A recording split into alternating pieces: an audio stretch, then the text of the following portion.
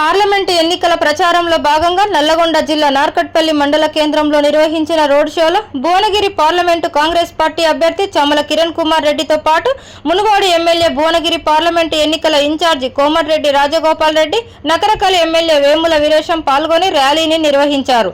నేతి Vidyasagar, Daida Ravinder, TPCC manifesto committee member Chamala Srinivas తదితరులు పాల్గొన్నారు.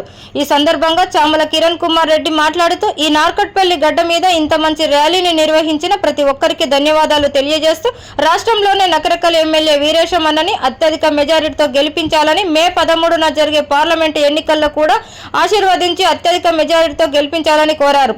తనను గెలిపిస్తే చెరువుగట్టు ఆలయాన్ని మరింత అభివృద్ధి చేస్తానని, అదేవిధంగా నార్కట్పల్లిలో మార్కెట్ కమిటీని ఏర్పాటు చేసి ఆర్టీసీ బస్సు డిపోను ఖచ్చితంగా పునఃప్రారంభం చేస్తానన్నారు. అదేవిధంగా బ్రాహ్మణ వెల్లంల ప్రాజెక్టు పూర్తి చేసుకుని 2009లో రాజగోపాల్ రెడ్డి ఎంపీగా ఉన్నప్పుడు తెలంగాణ వచ్చిందని, బడుగు బలహీన వర్గాలకు సేవ చేసేది కాంగ్రెస్ పార్టీనే అన్నారు. కోమటిరెడ్డి రాజగోపాల్ రెడ్డి మాట్లాడుతూ నార్కట్పల్లి మండల జోష్ చూస్తుంటే భువనగిరి పార్లమెంటులో నెంబర్ 1 మెజారిటీ వస్తుందనిపిస్తుందని, నార్కట్పల్లి గడ్డ కాంగ్రెస్ అడ్డా అని, పదవుల ముఖ్యం కాదు ప్రజలే ముఖ్యమని, కాంగ్రెస్ ప్రభుత్వం 20 సంవత్సరాలు ఉంటుందని, నాకు నకరకల్ ఒక కన్ను, మునుగోడు ఒక కన్ను అని, బ్రాహ్మణ వెల్లంల ప్రాజెక్టును పూర్తి చేసుకుని మే 13న జరిగే పార్లమెంటు ఎన్నికల్లో చేయి గుర్తుకు ఓటు వేసి గెలిపించాలని కోరారు. కాపాడాలి, ఈ ప్రాంతాన్ని అభివృద్ధి చేసి మా తమ్ముళ్లకు ఉద్యోగాలు తీసుకురావాలి, పేదలకు సంక్షేమ పథకాలు అందాలి, రైతులను కాపాడుకోవాలని చెప్పి ఆలోచన చేసి హామీలు ఇచ్చింది. మీ మాట చెప్తున్నా సోదరులారా, వాళ్ళెవరో చెప్తున్నారు, మీరు అమలు కాదు, ఉత్తుత్త మాటలు చెప్పింది. ఉత్తుత్త మాటలు చెప్పలే, నిజంగా చెప్పినాం. చెయ్యాలని ఆలోచన ఉంది, మనసుంటే మార్గం ఉన్నట్టు. మాకు దేవుడు ఆశీస్సులతో మీరు అండగా ఉంటే తప్పకుండా ఒకటిగా దశల వారీగా ఇచ్చిన హామీలన్నీ నెరవేరుస్తామని చెప్పేసి కూడా ఈ సందర్భంగా చెప్తున్నాం.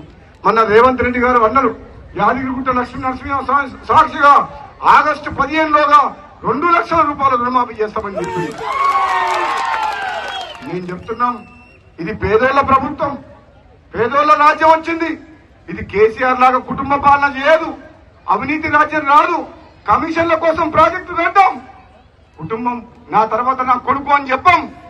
ఇది బడుగు బలహీన వర్గాల పార్టీ కాంగ్రెస్ పార్టీ, తెలంగాణ ఇచ్చిన పార్టీ కాంగ్రెస్ పార్టీ, దేశానికి స్వాతంత్రం తీసుకొచ్చిన పార్టీ కాంగ్రెస్ పార్టీ.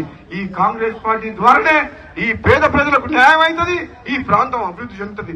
70 ఏళ్ళైన స్వాతంత్రం వచ్చి ఇండ్లు లేని వాళ్ళు ఉన్నారు, ఉద్యోగాలు లేని వాళ్ళు ఉన్నారు, హాస్పిటల్ పోదామంటే డబ్బులు లేని వాళ్ళు పేదోళ్ళు ఉన్నారు.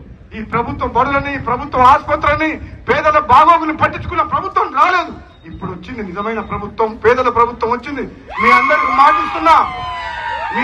మాటిస్తున్నా, మీ బిడ్డగా నార్కట్పల్లి బిడ్డగా చెప్తున్నా, మీకోసం రాబోయే రోజుల్లో ఎంత దూరమైన చేస్తాం, ఎన్ని గంటలైనా పనిచేస్తాం, ఎంత త్యాగమైనా చేస్తాం, కానీ ఈ ప్రాంతాన్ని అభివృద్ధి చేసే బాధ్యత నా మీద ఉంది, తమ్ముడు వీరేశం మీద ఉంది. మీ అందరి ఆశీస్సులు ఉంటే గెలిపిస్తే తమ్ముడు మన అందరి కోసం కేంద్రం నుంచి నిధులు తీసుకొచ్చి ఈ ప్రాంత అభివృద్ధికి కృషి చేయవలసిన అవసరం మా తమ్ముడు కిరణ్ కుమార్ రెడ్డి మీద ఉంది. మేమందరం కలిసికట్టుగా పనిచేస్తాం. ఇక్కడ 3 ఉన్నాం, మాకంటే పెద్దన్న ఇంకన్నా ఉండు, పైన రేవంత్ రెడ్డి ఉండు, మేము 5 పంచ పాండవులేగా ఈ ప్రాంత ప్రజల్ని కాపాడుకుంటాం. మీకోసం ఏ ఆపదొచ్చినా సాపదొచ్చినా కడుపులో పెట్టుకొని కాపాడుకుంటాం. పేదల కన్నీళ్లు దూడుస్తాం. ప్రతి గ్రామంలో ఏదైతే కావాలనో డెవలప్మెంట్, ప్రతి పేదవాడికి అందవలసిన రేషన్ కార్డు గాని, పెన్షన్ గాని, సంక్షేమ పథకాలు గాని, ఈ ప్రభుత్వ బడులు గాని, ప్రభుత్వ ఆసుపత్రులు గాని, తమ్ముడు చెప్తుండే ఇప్పుడు డిగ్రీ కాలేజ్ కావాలని చెప్పి బరాబరు తీసుకొస్తాం. అప్పట్లాగా కాదు. ఒకప్పుడు కేసీఆర్ దగ్గర పోవాలంటే ఎమ్మెల్యేలు భయపడేటోళ్ళు, అపాయింట్మెంట్ దొరకకపోయింది. ఇప్పుడు మనం ఫోన్ చేస్తే రేవంత్ అన్ననే మన ఇంటికి వస్తాడు. వచ్చిండారా లేదా? కేసీఆర్ అట్లా చేసిండా? ఏ ఎమ్మెల్యే ఇంటికన్నా పోయిందా? వచ్చి తమ్ముని గెలిపించమని చెప్పి 3 గంటల ఇంట్లో ఉండి భోజనం చేసి మన భువనగిరి పార్లమెంట్ రివ్యూ మీటింగ్ పెట్టి నేను వీరేశం ఇట్లా 3 గంటలు మా ఇంటికి వచ్చిపోయింది. నేను మాటించిన 6 నూరైనా భూమి ఆకాశం ఒక్కటైనా సరే ఎవరైనా రాని చామల కిరణ్ ని గెలిపించి తీర్థం.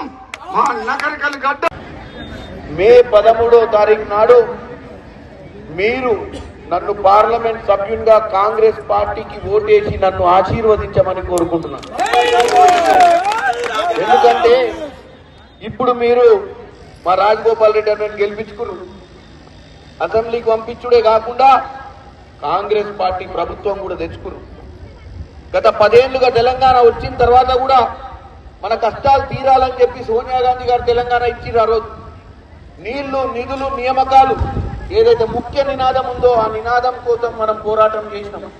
ఆ పోరాటాన్ని చూసి ఆమె ఇక్కడ ఉన్నటువంటి కష్టాలను చూసి తెలంగాణ ఇస్తే 10 ఏళ్లు ఒక దొరవారిని మనం పెట్టుకున్నాం.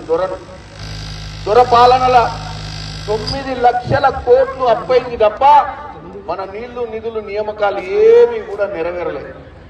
9 లక్షల కోట్లు కనుక సరైన పద్ధతిలో ఖర్చు పెట్టుంటే ఇక్కడ ఎవ్వరు నిరుద్యోగులు ఉండేటోళ్ళు కాదు.